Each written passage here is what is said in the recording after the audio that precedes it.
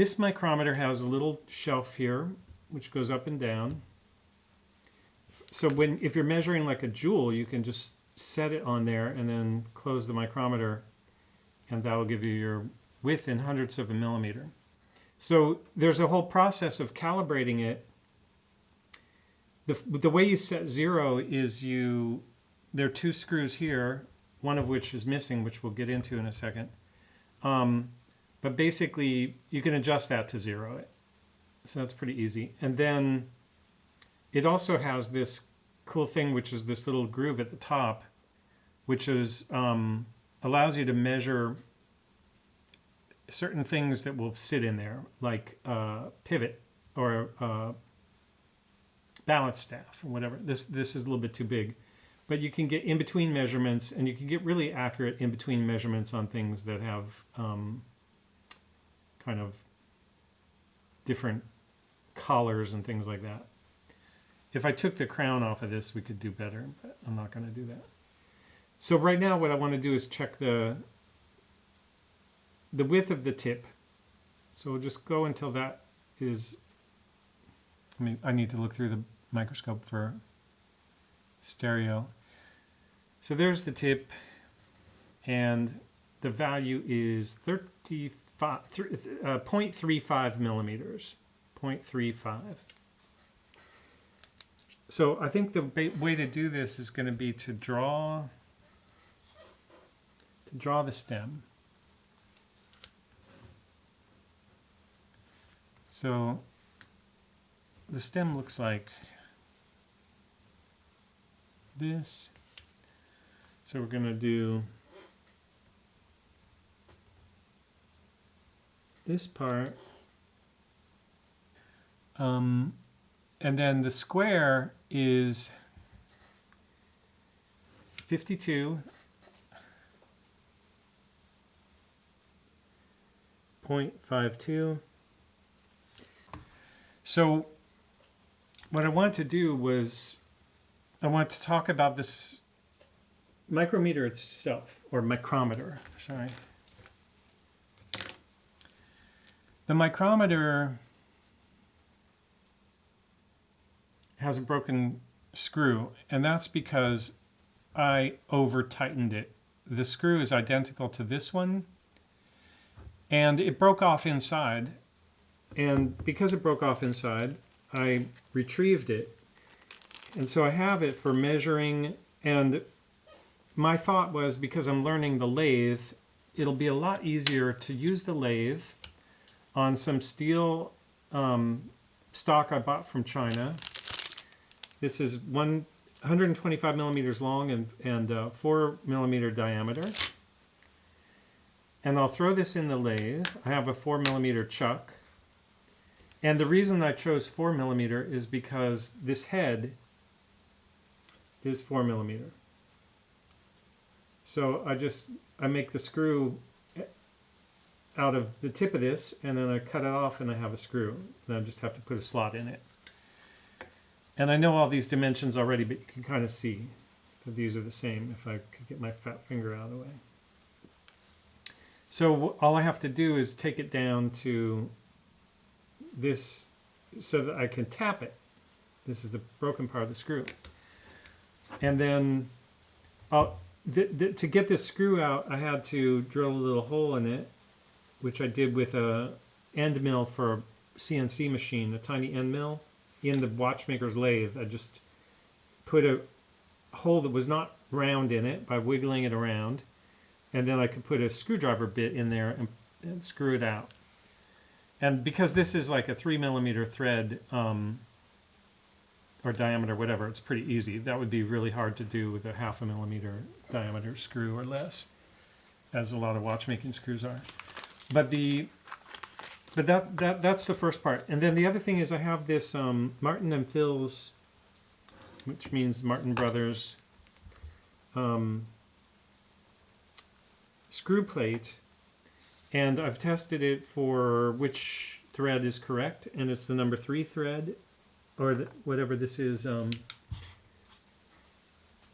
Sorry. Yeah, it's number 3. It doesn't mean 3 millimeters. It just happens to be a approximately 3 millimeters, and number 3. So I tested the screw and the broken part of it. The broken part goes right through the screw plate, so that's the correct thread. The next one down is too small. The thread pitch is correct, all good, but you have to turn down the end of the steel on the lathe to get it the correct diameter to go in there. This is a type B, and B is supposed to be more common for older Swiss watches. So it has all these screw sizes down to like insanely tiny. All right, so let's go over to the lathe and try this out. Okay, 1,000.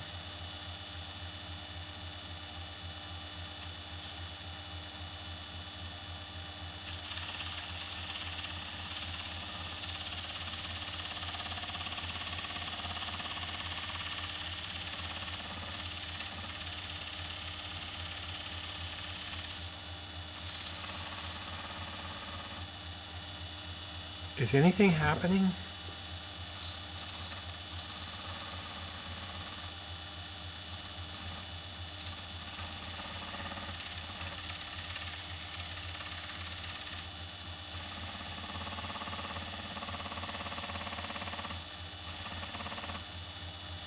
Nothing's happening, right? Okay, so now what I figured out is that the graver that I sharpened myself is just not hard material. I don't know if it, that was an old thing. I don't know if that's because it was annealed at some point, maybe for sharpening, and then lost its temper or whatever. But if I went back to this other one, which was from the same setup, and it seemed to, in testing, it seemed to be fine.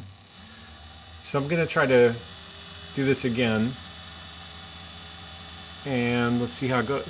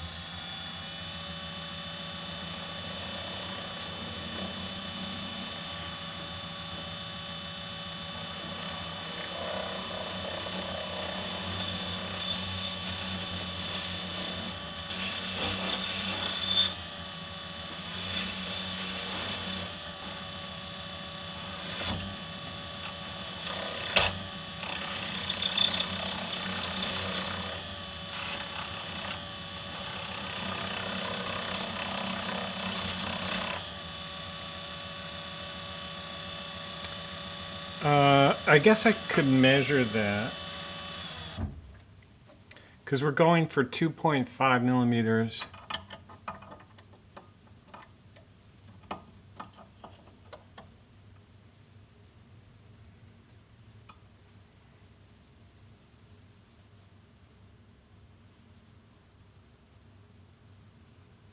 .8 already. That's great. Okay. The thing is, the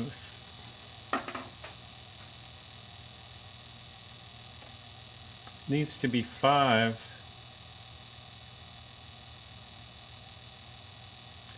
The length is 5, which is like almost twice what it is there.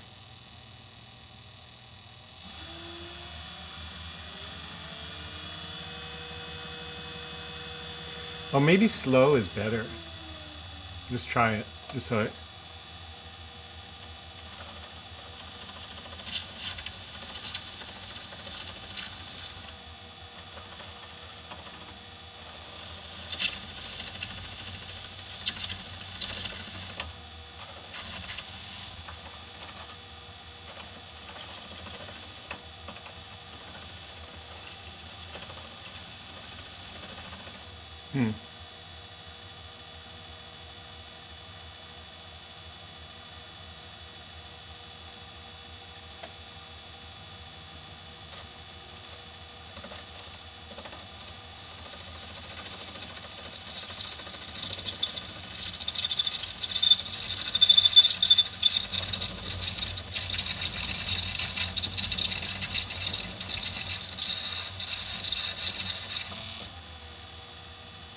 The belt slipped a little bit.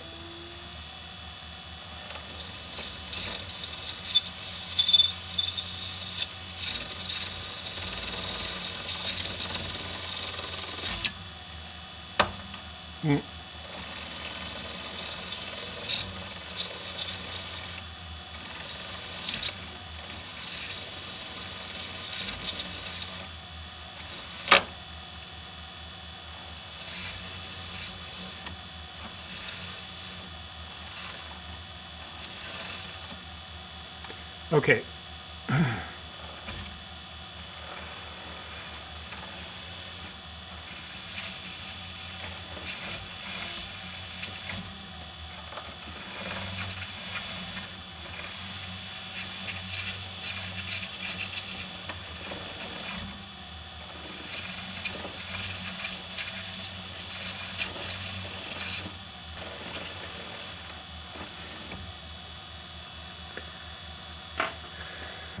Ugh, gotta try measuring that again.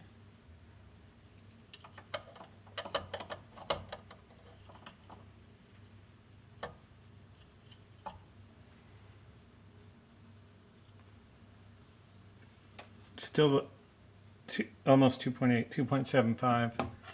So I'm just gonna work on that for a minute because I'm impatient. I think 1200 is good.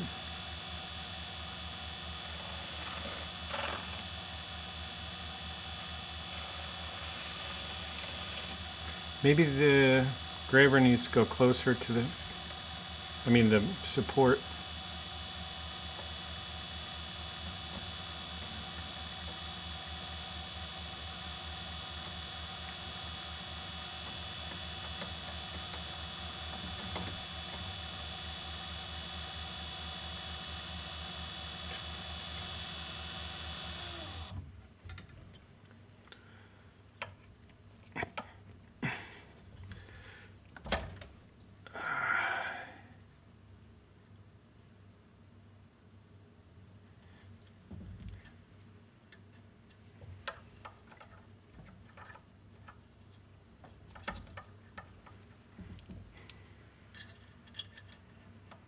I feel like there's little metal pieces everywhere. But I think it's my imagination, but it's probably not.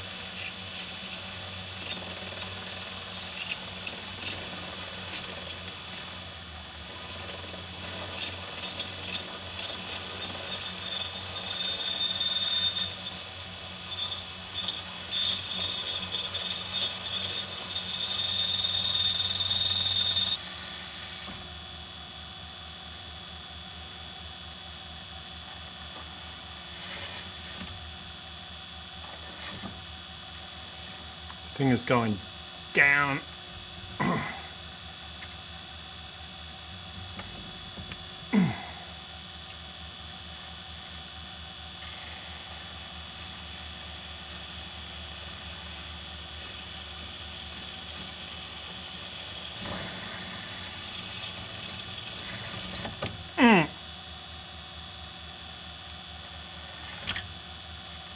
Now the big question as I do this is, am I going to leave those in there, me making mistakes, or am I going to cut that out?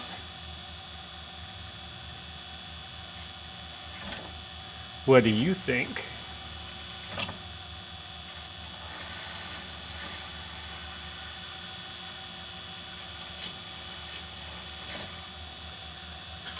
Okay, let's go back to this guy.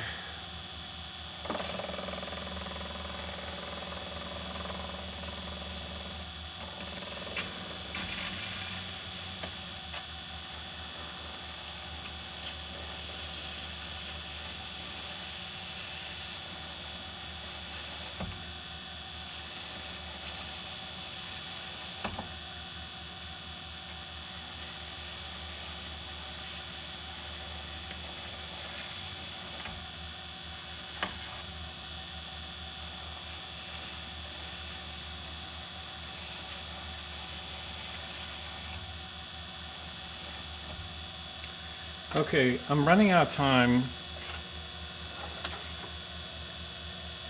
Just want to try this other graver. This is the new one.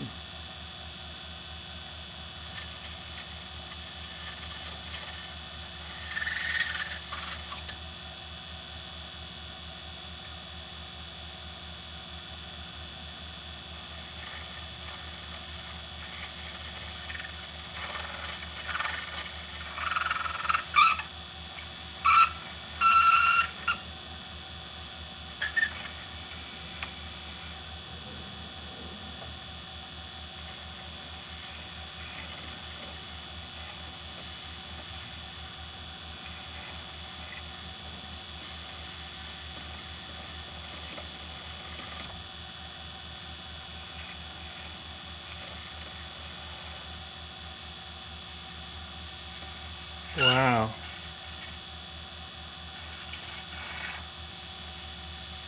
That's crazy. You can cut with that whole long edge there.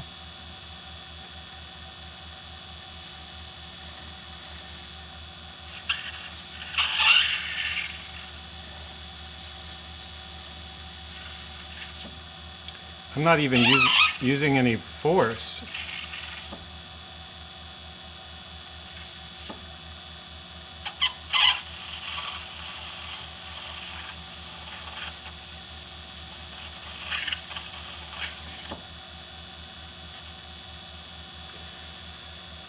That might be the thing. Okay, I'm going to stop now because I'm going to, well, let me just check the, where did I put my caliper?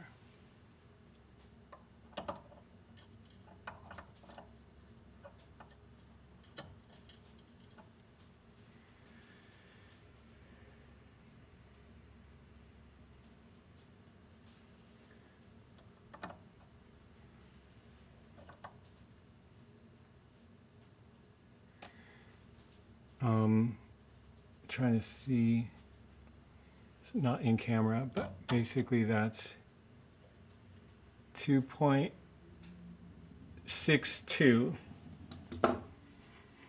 So I got a little bit further to go and then I can try to tap that. Okay, so I took a little break and had some pasta. And now I think I want to try to put it in the screw plate.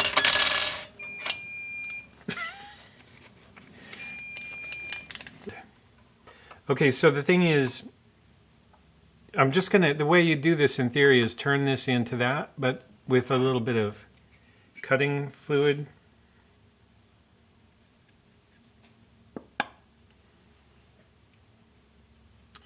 And probably I'm going to have to turn it down some more. probably not small enough yet, but I figure you can't turn it up, but you can turn it down. So now, just checking my cameras here. And just turn it in.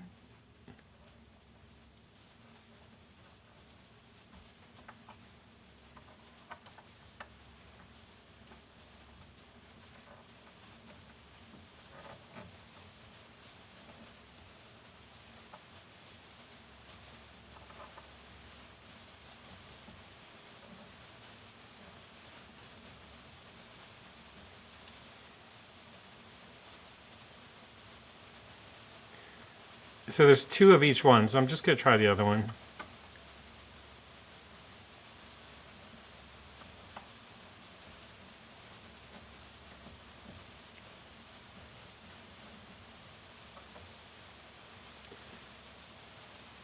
It's chewing it up a little bit, but I think it's way too big still.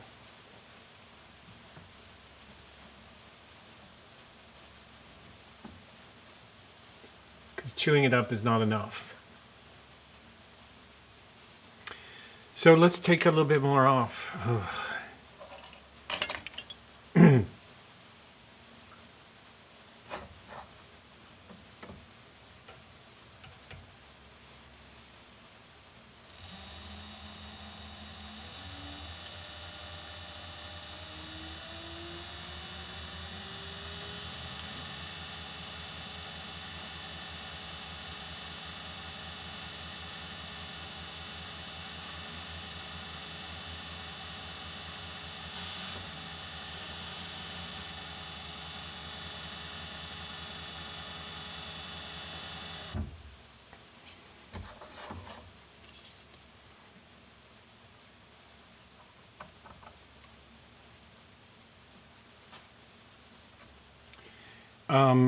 I feel like I need to try to look at that. It's a good sign.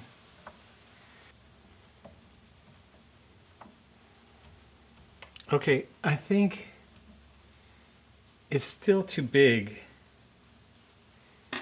So it was interesting though, because I feel like that helped the last bit.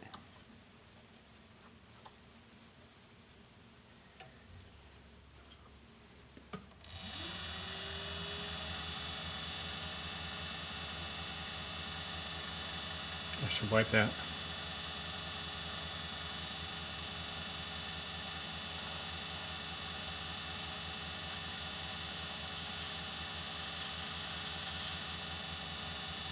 Is that the sharp side of that? I got my finger on it.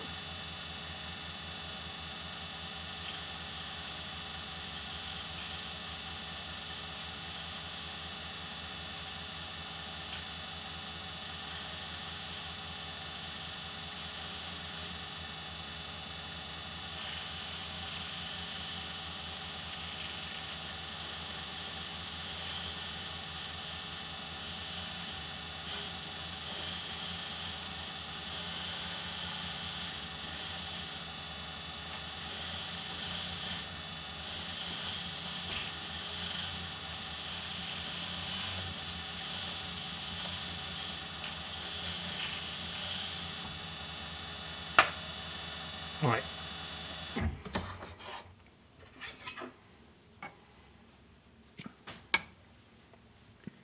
Now there's a slight taper to it, which should help it start.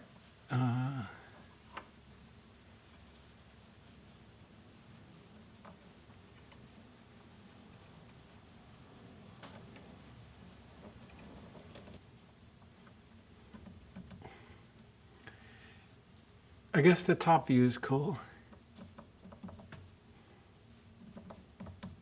Oh, it's pushing the whole rod. Yeah. Okay, so I gotta back it off. See how we're doing. And then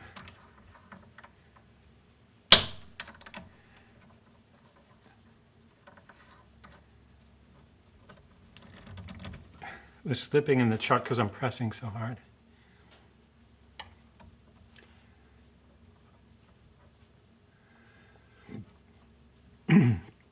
So So that's cool. I'll just have to avoid stripping it as I go. And it's going to want to strip when it gets to this fatter part, I'm afraid.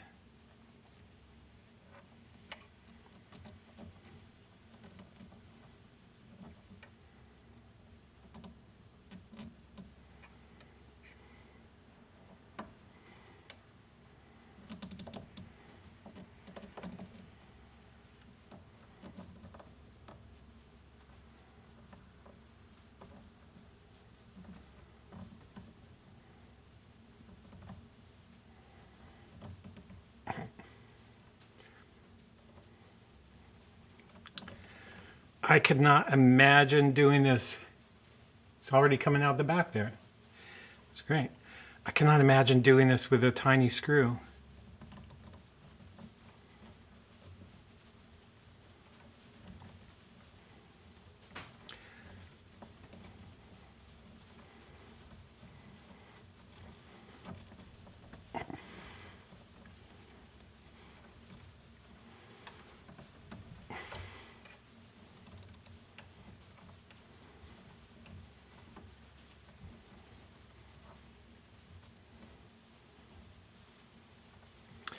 Now I feel like it's kind of better because it's already started. It's just kind of more routine. Just keep cutting a little bit more each time.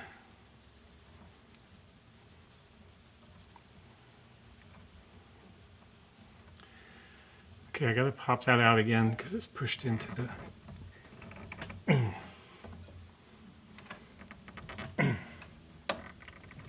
How'd I do that?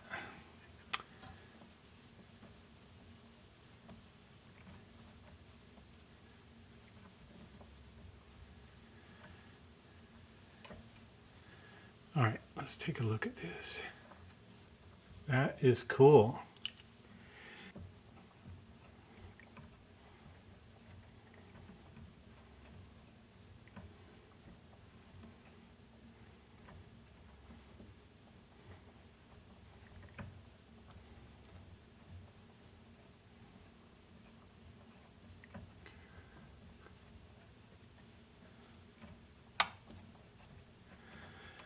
Okay.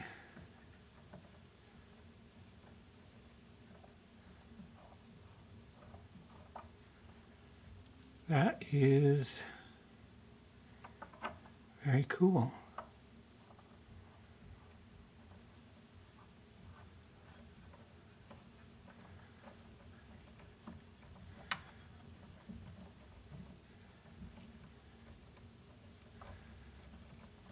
I'm using the other hole in the blade, in the screw plate, the other number 3, just to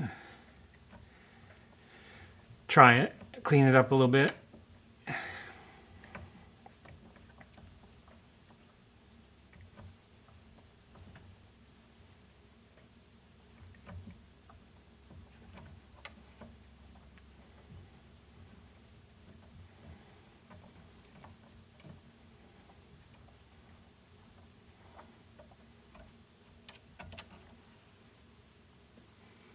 Man, that is really cool.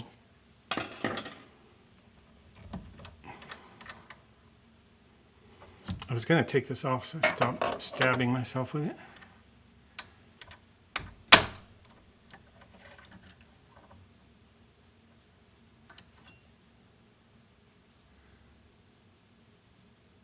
That's cool. So I just have to cut the tip off of it and turn that into a head.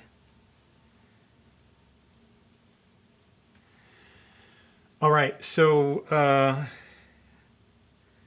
next, oh yeah, I gotta switch to the other. We'll stick it in the we'll test it in the micrometer.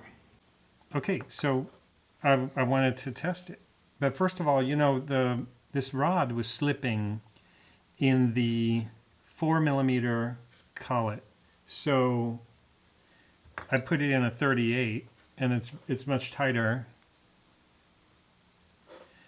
And I just want to measure the rod because this is a 4mm from China, and I read some of the reviews said it wasn't quite 4 millimeter. And indeed, it's more like 3.98. So I'm putting it in 388, or just, sorry, just 38, and it's a tight enough fit that might not want to come out of there.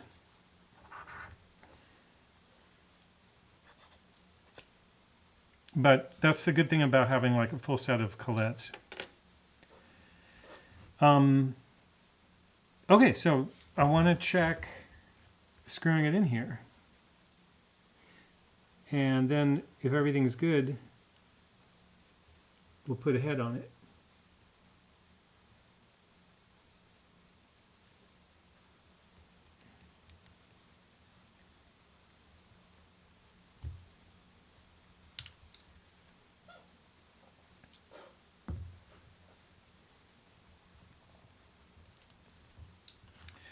So what it does, it feels like there's not enough thread. Maybe that's my imagination.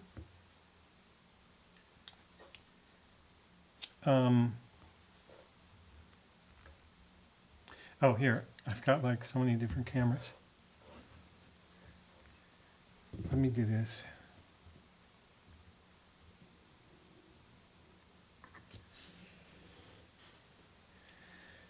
So this side is our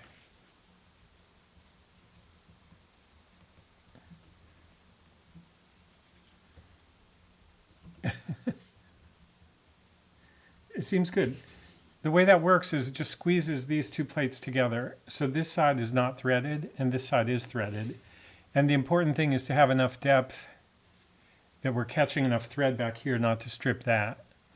So there's a couple things. It feels okay, but I can imagine, you know, using too much force again, the same way I broke the screw, and it could be longer. But I think that's enough. You can see here, it's kind of bottomed out. Now, if I pull back, I'll go 1 revolution, approximate 2, 3, and it pulled out. So 3, that's not great, particularly because I know it's kind of tapered on that end. Then again,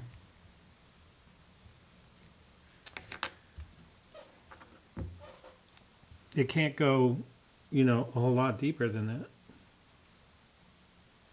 I think it's fine. Okay, so the next thing is here, we could compare it with this broken one too. It's really hard unless these pieces are actually fit together to compare that length. I did measure it, it was 5, so we could just measure it. 4.15, I would say that's 4.15.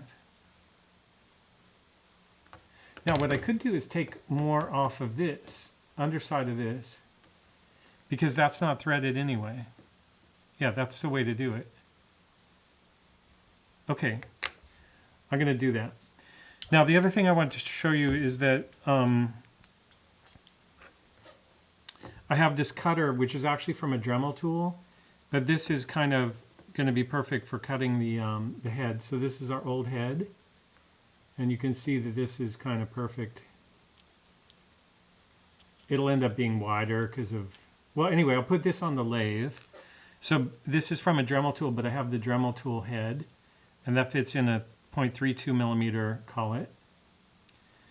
So this will go in the lathe, and then I'll just hand hold the, I'll put the screw in a,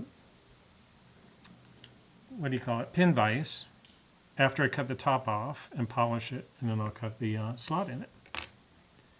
And then the only thing to do after that will be to temper it, which I don't have the ability to do yet, but that'll be necessary at some point. I think this screw would probably be okay if I don't tighten it too much without tempering it, but it will be cool to temper it eventually.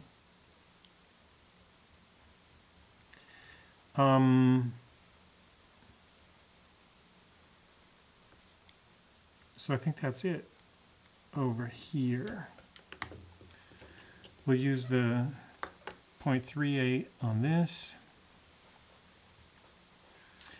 Take this back another millimeter so we get maximum depth in the screw there, at least a millimeter. And then I'll cut this off. I'll try doing that with the lathe, and if it doesn't work out, I'll do it with a hacksaw. And then, oh, this was an example of a wheel that's a little bit too thick. This won't go into the slot. This one does. All right, plan now is to try to bring this back almost a millimeter. So let's try marking it first.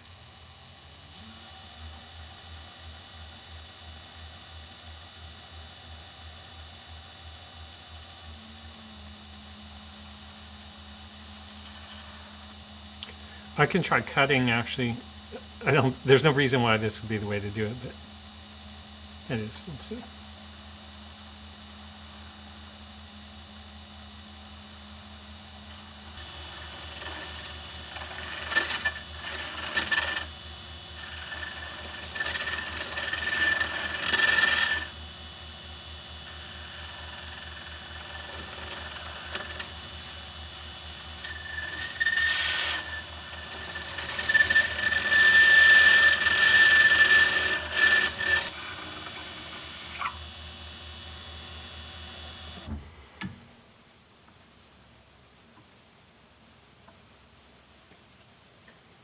Okay, I think that's fine. Now the thing about cutting the head off, I'm never going to be able to do that with the graver.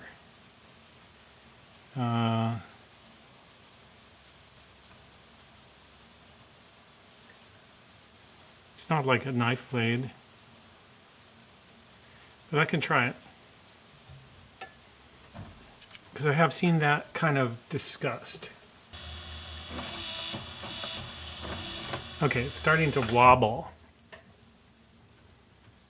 Ouch.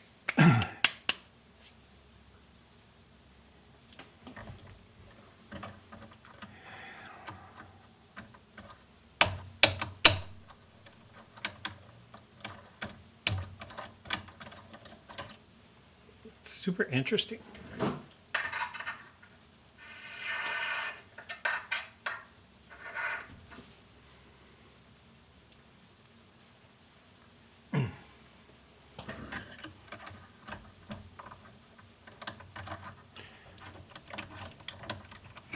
Okay.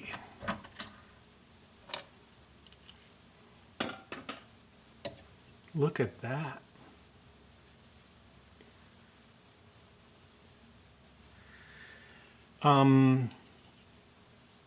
Pin vise or... Oh, terrible idea, but I'm going to do it anyway. Put it in the number 3 hole.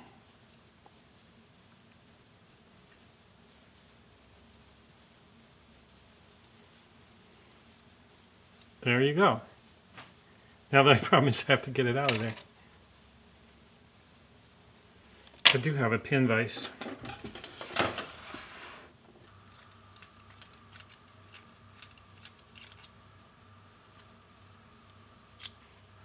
Maybe that's good.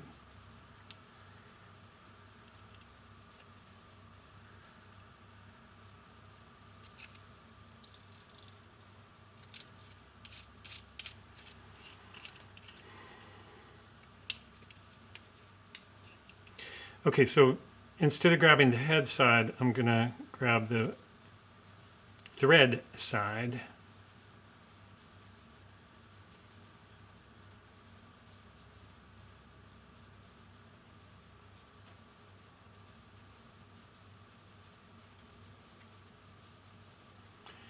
Now, that should come right out.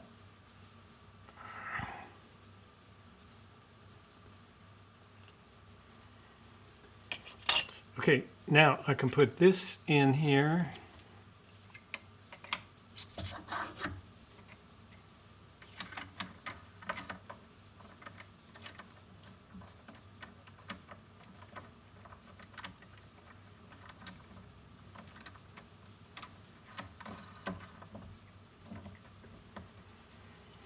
And then put the screw in the pin vise.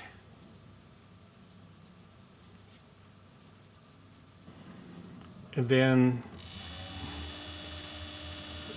1000 RPM.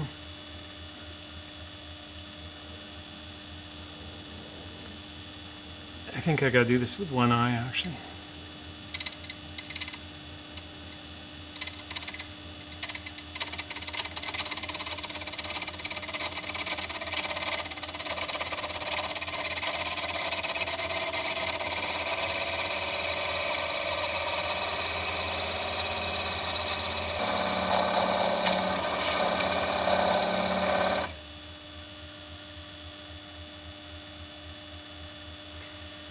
That's it, man. That's it. I made a screw.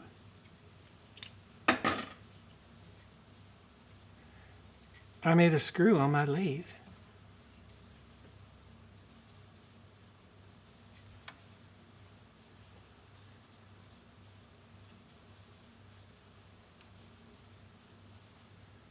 Gotta go try it on the other machine over there.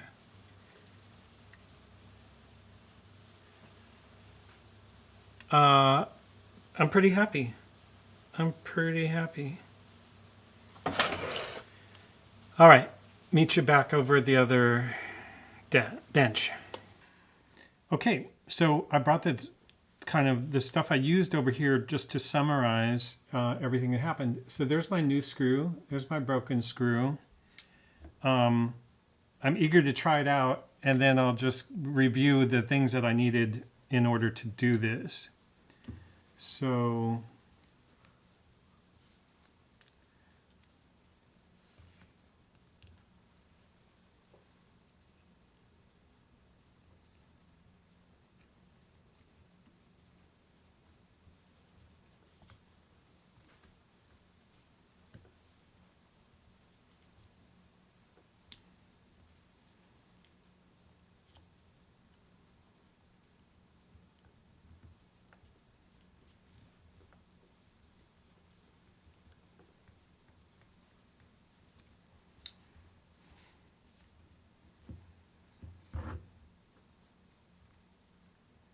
there's the old screw, there's my new screw. Head sticking out a little bit. I don't want to break it. Now what I should do, you know, this thing is zeroed, right?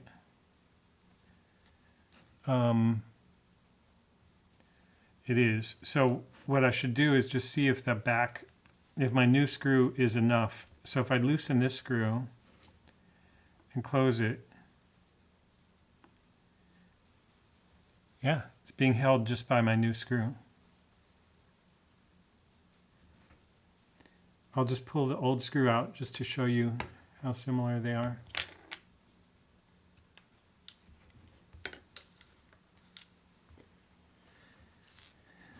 The difference is this one, I bet you, is tempered after it was made.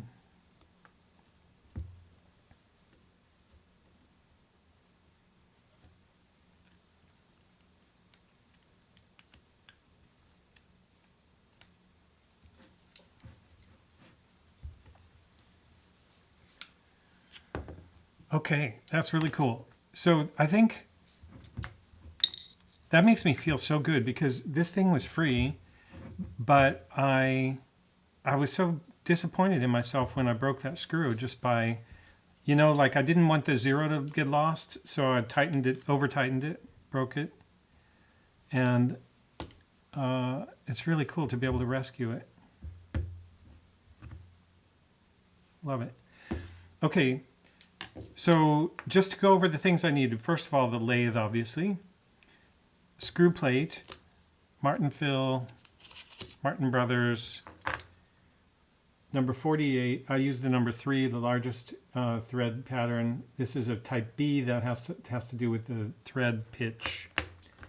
I got that at Dave's Watch Parts and Tools in the US, which has a website with all the stuff he sells. And that was $20 US. And then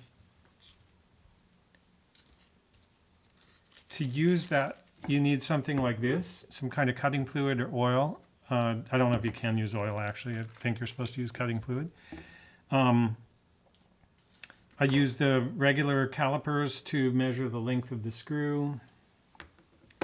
I use this micrometer, small micrometer, to measure while I was on the lathe.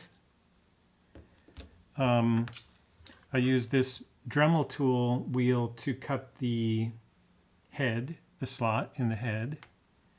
And then I use the graver that I got from Ed. And then I also bought a new graver from Vallorbe, Glardon Vallorbe. That's a HSS number 2. And the I beat it up pretty bad, but that was only 11 Swiss francs. And it cut so much better than the old gravers. This one was kind of okay, but this really cut well. So I think it's worth it just to buy new gravers. I also had to buy this handle. And to put the handle in here, I clamped it in the bench clamp with a piece of paper on the side, like a note card. And then I hit it with a small wooden mallet to jam it into the handle. So that's what this type of handle, it's just pressure fit from being hammered into the wood. And I think that's it. I thought maybe it'd be interesting to look at the edge of the graver that I damaged, just to have a sense of how much damage was done. So the shape of this graver is like almost like a knife blade. And I butchered it, the tip and here when I was kind of cutting the head off. So, you know, it's pretty much trashed. I can use it to mess around, but I probably need to look into getting another one of these before I do the Patek Philippe stem. I also have a lot more confidence in the stem project now from doing this. And this was a cool thing to do because it was so much bigger scale. Like I almost even feel like I could cut the stem. I know I think it's the number 9 actually, but I know that I'm more comfortable with tapping stuff, so that's cool. Totally psyched about that. All right, if you watched all that, thanks a lot. Hope you enjoyed it, and thanks for watching. Yeah. Oh. I always like review and think. So, Turbo. There's a viewer named Turbo, who I'm friends with in Mesa, Arizona, and he asked me about all the trailings. If you have a lathe, like all the stuff comes flying off, and I sent him a picture of a lathe I saw on sale that had like a little tin, almost like a sushi. Dish, you know how, like, anyway, it's just like this big, and it was mounted below the tool rest on a lathe. I'll throw a picture on the screen. But basically, I told him I thought that would pick up all the shavings, and I kind of don't. I think it's not that simple actually. And then also, like, I did get shavings kind of in various places, but maybe because of the chaos of how I'm, you know, a beginner at this. But and then the thing is, I also got it in my finger, and like just from touching things, if a shaving happens to get hit at the right, like in general they're going to fall off, but if it just happens to get wedged in a way where it goes into your finger, it feels like an electrical shock. Like you get this tiny splinter that's just going straight in, and if it touches a nerve, it's not very fun. So I kind of feel like you do have to have a workspace where you're comfortable making a little bit of a mess. I'm going to improvise a kind of sushi dish thing on my lathe and see how much that helps. But it kind of did travel around more than I expected it to in the end. All right. Thanks for watching. I hope somebody gets inspired to do this, because the whole point of this is that you know, I could wait until I do this stuff once before, and then I could go on video and make it look like I'm a professional. But I think it's really cool for people to see somebody who has no idea what they're doing, never used a lathe before, just watching videos, getting the right tools, you know, can do something like this. And I'll come back to the lathe and I'll get a little bit better each time. And eventually I'll be pretty good at what I do. Or I'll be better at this anyway. Okay, thanks again.